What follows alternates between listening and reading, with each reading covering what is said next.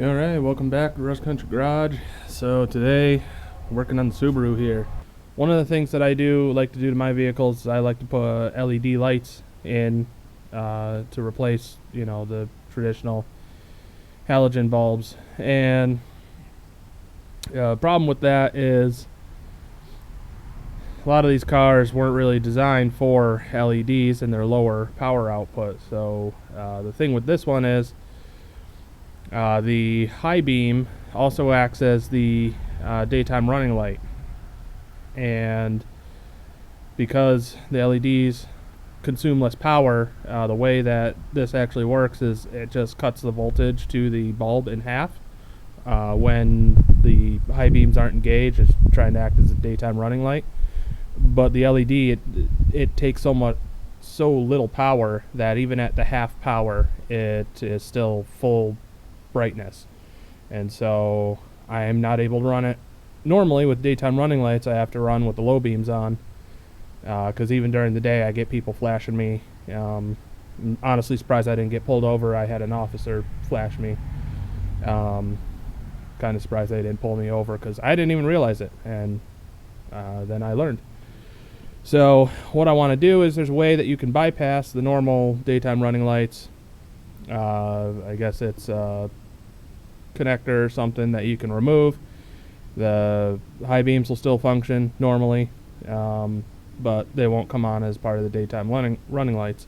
What I want to do is I want to put fog lights in and have those act as the daytime running lights, because then I'm using less expensive bulbs. So if it burns out because it's on all the time when I'm driving, I'm less worried about that. So I went ahead and bought a kit. It's over here on the workbench. Nice little kit off Amazon. It comes with the replacement bezels that go right into the bumper, full replacement, since this doesn't even have the spot for the fog lights. The videos that I've seen of this have always been done on like the Imprezas, and those a lot of times they'll have the fog light bezel already in there. It's got a block off plate in it, and you just pop off the block off plate and you put your fog lights in there. But this kit is nice because it comes with the full replacement insert there, the lights, and the wiring harness for this. So this is pretty much the same kit that you can get for any Subaru. Reference video that I took a look at for this was a Impreza. Overall, this process isn't too terrible. Really, the worst part about it is going to be wire management and also getting this little guy through the firewall.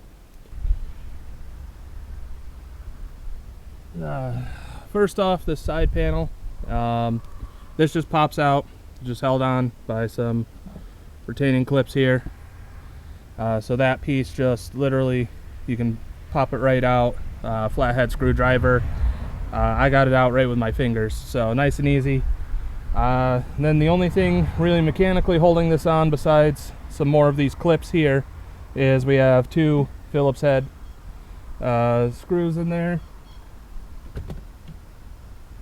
So we're just going to take those out real quick.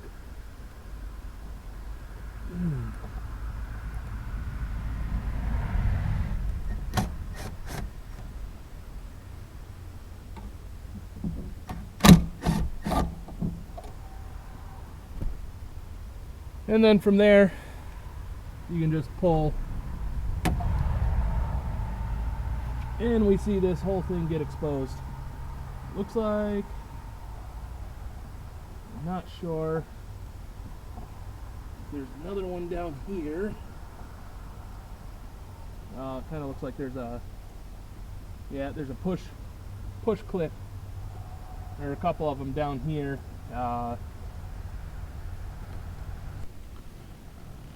As you can see, it's pretty busy on the back side of this. There's a lot of buttons they put into this panel. So I've got trunk, traction control, my hill holder, electronic parking brake, lights, and mirrors. So there's quite a bit going on. So that block off plate, it's just in there with a couple of little tabs, easy to pop out. You might feel like you're gonna break it, but it comes right out, and we see now the empty hole there. So be able to just put that in there, and that'll be good. So now it's a matter of looking back in here to see where my main wiring harness comes in, where the main like grommet is. I know on the Imprezas there's one like right back here, but I don't really see it. And I think I'm gonna have to take the wires off the ODB2 and then get this panel right here out of the way. Yeah, sorry for all the cuts in the video, but we'll get there. Alright, so the last update probably for tonight, because I do have to put this together. I have to be into work early tomorrow. So I don't know how well I'm gonna be able to show it. I think my only option, if I don't want to try to mess with the main wiring harness grommet, is to actually run my new wire up along through that grommet right there, which is actually my hood latch release. So it's gonna be a tight squeeze, but I think that's my only choice, because every other like cabling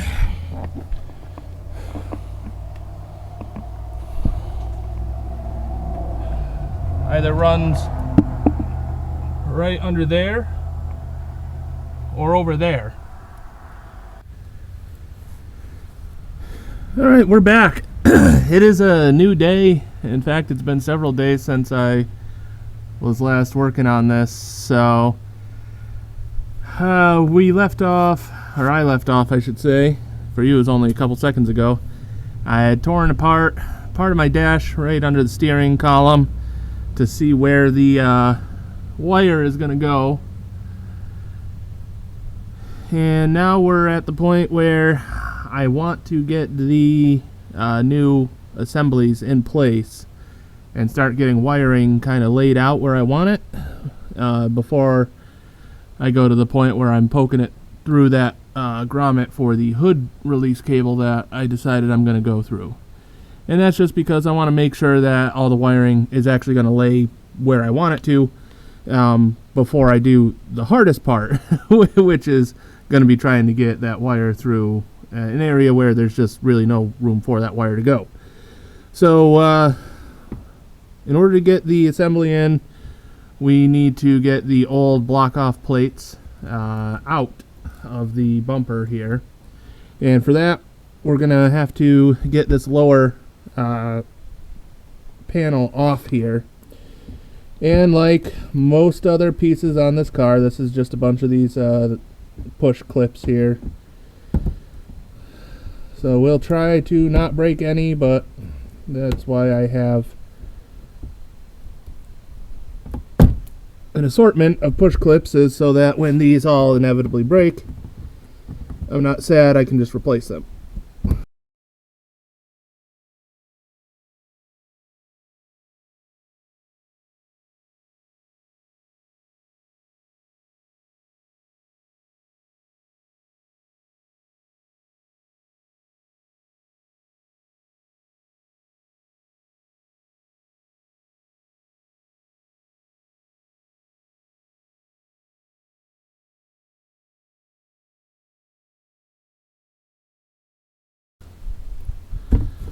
Alright, now this whole thing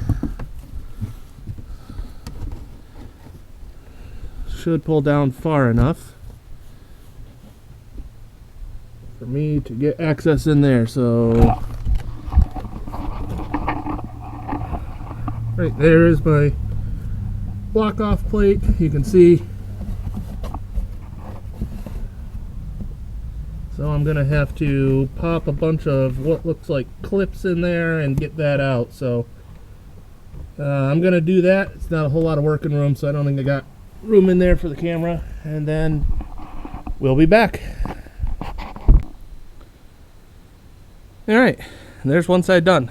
So fun fact, as much as it feels like it's just better to pull from the clips or push from the clips, and maybe you have to push the clips out from behind, I think it's actually honestly just easier, and what I ended up doing is just getting up in here and just prying it. Just pry it out.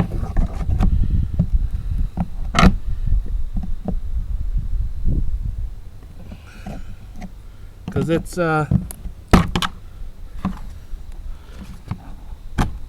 comes out a lot easier that way. Don't fight with it like I did.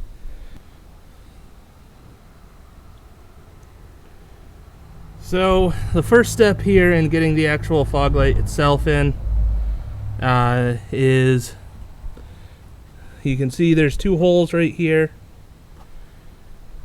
and the kit comes with these little clips here.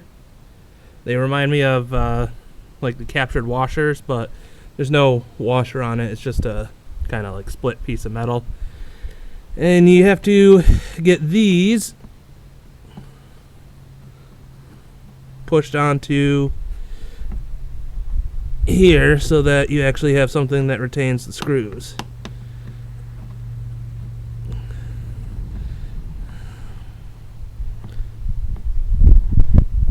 And they do not want to go very nicely. There we go.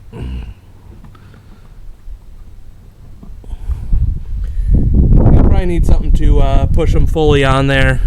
They're pretty thin pieces of metal. They're kind of sharp, so they're not super thumb friendly. Come on. There we go. So I'm just going to take my screwdriver and push them in. And then these actually have to go in from the back. And that's because right here you're actually going to see where you have to take these, and they this side here actually just has slots that it goes into. So you bring it up,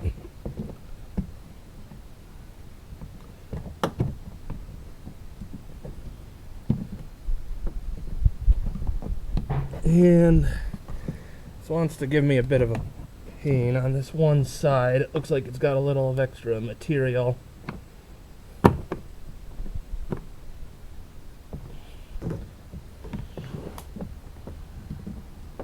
There we go.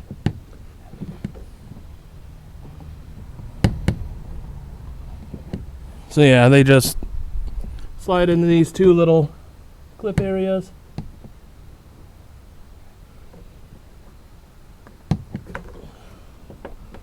And then you are supposed to be able to just push it in. Of course, it wants to be a bit problematic.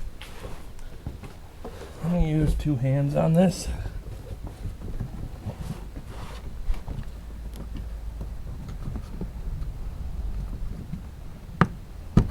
Come on, there we go. All right, and then you just have your two screws. They're just basic Phillips heads. Of course, I've got tools scattered all over the garage right now.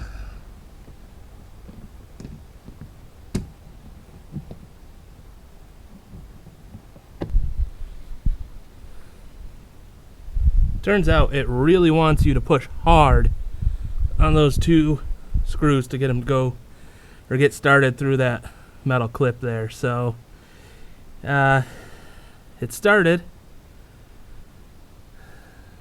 pretty hard, but they're in there now. So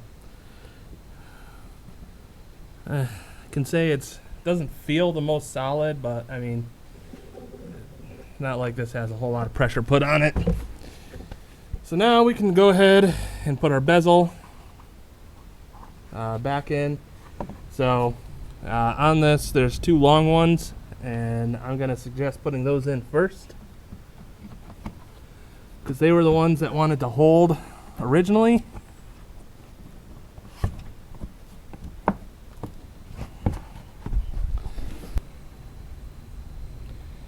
Okay, it's in. So I'll show you what the problem is, or why it gave me so much trouble.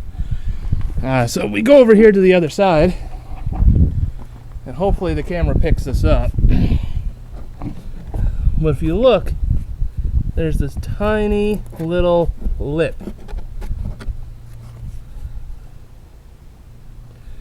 And essentially, that lip, you have to fit the bezel, or the insert,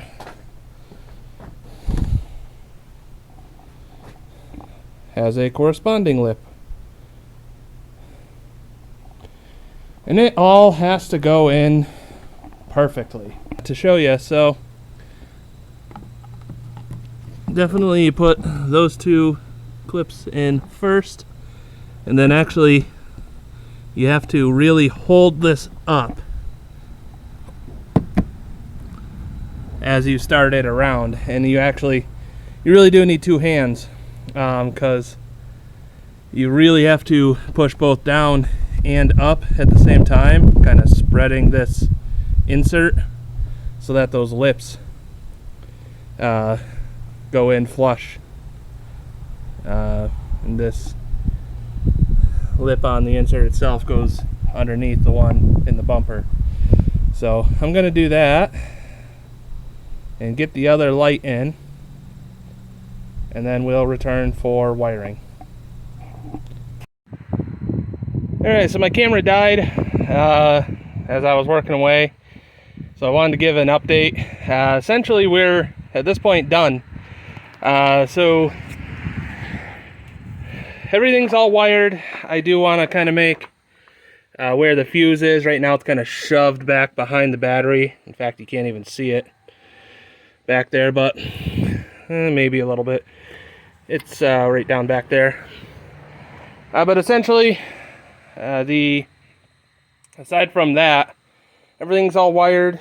I ran the main part of the wiring harness right up behind the bumper, and then for the power into the actual cabin itself, I went ahead and took my wire, ran it behind this little rubber piece here, and if you throw it right down that other side, it comes out the wheel well.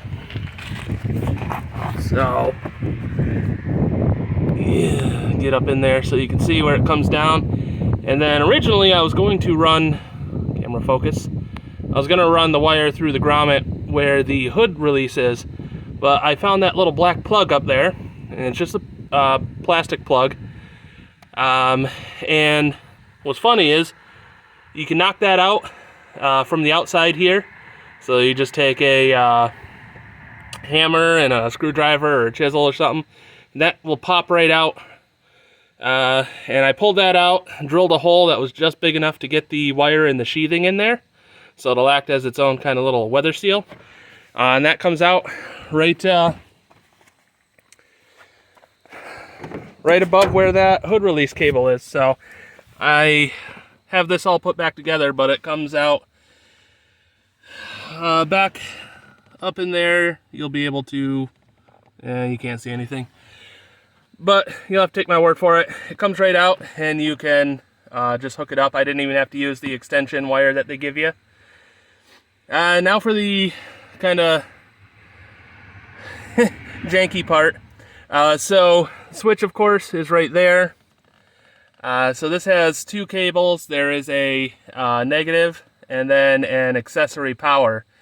And essentially, there's no good place to put either of those on this car. So the negative is actually sitting behind that screw there.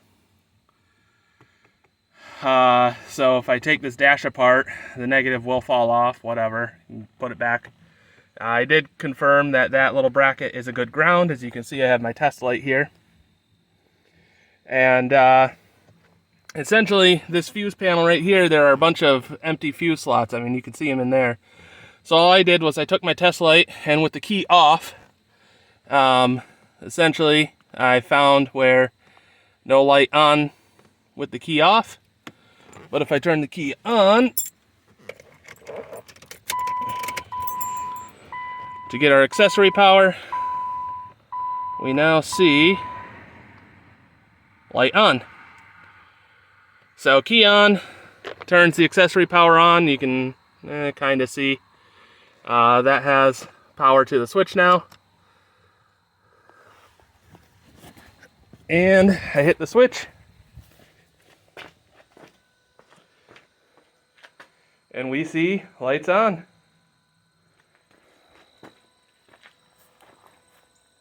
So, I now have fog lights in a base model car. Really all that's left now is to kind of put everything back together. The fender wheel well liner here. Just a bunch of push pins. The plastic clips there, so that's easy to put back. And then I did break the one clip right there. Just another push clip in, no big deal. What I did for my ground up here, just in case anyone didn't see it, is I ground away behind the windshield washer fluid bracket here. Ground that down to metal, and then just did a long bolt through with a double nut. So I have a nut that actually holds it nice and tight to the metal, and then another nut so that way I can, move this if need be without removing the whole ground. But yeah, job done. I'm happy-ish. I kind of wish that I had been able to tie into the factory harness. So the connectors are actually still up back in there for the fog lights. They don't use a different wiring harness between like the base model and the premium. The only problem is I could not find the connector inside under the dash. So in theory, if the connectors are out here for the fog lights, I should be able to find the corresponding switch connector in there, but I couldn't find it. And rather than, try to go and cross-reference a bunch of wiring sheets, since I already had the wiring harness in here and running, run through the bumper and everything, I just decided we're going to stick with it and move on with day. No one will ever know the difference besides me, and I guess you. But, yeah, I'm happy. I now have fog lights. The only thing left is to see if I can disable the daytime running lights successfully without throwing any codes or errors or anything. And if I can, then I'll just run fog lights for my daytime running lights, and I'll be back to more stock light usage on here. The whole goal of this project was so that I can no longer have to run with my low beams on all the time, because LEDs and this car don't go well together. Go back to the beginning of the video if you want that explanation. But all right, with that, I'm gonna call it a wrap. Thank you, and hope to catch you in the next one.